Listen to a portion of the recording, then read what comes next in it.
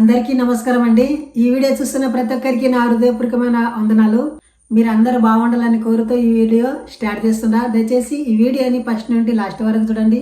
అప్పుడే మీకు పూర్తి ఇన్ఫర్మేషన్ దొరుకుతుంటుంది. సో ఈ రోజుల్లో అబద్ధం అనేది హద్దులు దాటిపోతుంది.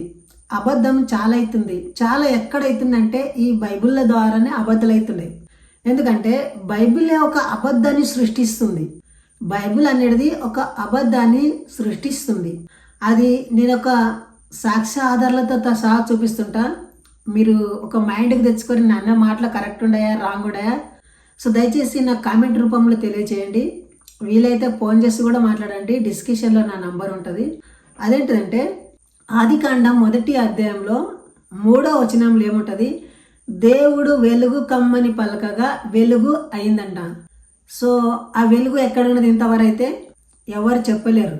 ఎవరికైనా మనం ఫోన్ చేసి అడిగినాం అనుకోండి, దేవునికి ప్రార్థన చెయ్యి, ఏసఐకు ప్రార్థన చెయ్యి, ఏసఐనే మీకు చెప్తాడు అని అంటాడు. ఎందుకంటారు, వాళ్ళకి చెప్పనికి చేతగాక, బైబిల్లో రిఫరెన్స్లు దొరకలేక ఇలాంటి మాటలు అంటుంటారు. ఇంకొకటి నేను చెప్పేది ఏంటంటే, చాలా మంది కన్వర్ట్ అవుతుంటారంటే ఈ పాస్టర్ల ప్రభావం వల్లనే కన్వర్ట్ అవుతుంటారు. బైబిల్ చదివి కానీ బైబిల్ నాలెడ్జ్ కానీ ఎవ్వరు కూడా కన్వర్ట్ కారు.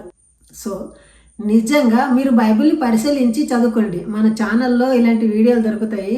సో మీరు పరిశీలించాలి. అబద్ధాన్ని అరికట్టాలి. అబద్ధాన్ని ముందర కొనేయరు. ఏమంటారు, నాకు దర్శనాలు కలిగే అంటున్నాని దానియేలు రాసిండు.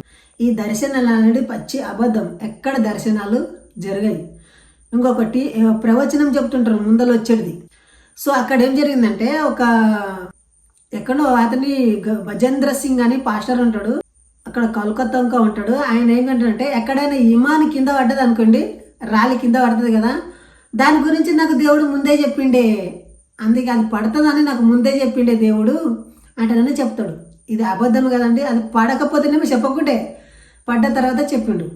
దయచేసి ఆలోచించండి. బైబిల్లో ఎలాంటి సత్యాలు కానీ ఎలాంటి మిరకలు కానీ లేకుంటాయి. బైబిల్లో ఎవరైతే సాక్ష్యాలు చెప్తున్నారో కదా, అవి అన్ని అబద్ధాలే. ఒక్కటి కూడా రియల్ లేకుంటాయి. రియల్గా సాక్ష్యం ఎట్లా ఉండాలంటే, ఒక చెయ్యి నరికిపోయింది అనుకోండి, చెయ్యి ఊడిపోయింది, అది మళ్ళీ అతికితే అదే రియల్గా సాక్ష్యం అంటారు. సో ఇలాంటి సాక్ష్యాలనే సాక్ష్యాలు అంటారు. పుట్టి గుడ్డివాడు ఉంటాడు కదా, కళ్ళు లేకుండా ఉంటాయి కదా, వానికి కళ్ళు తీసుకొస్తే అదే రియల్గా సాక్ష్యాలు అంటారు. దయచేసి ఇలాంటి మాయమాటలకు నమ్మి మీ యొక్క లైఫ్లు పాడు చేసుకునకుండా అని ఇంతవరకు ఈ వీడియో ముగిస్తున్నా. జై హింద్, వందే మాతరం.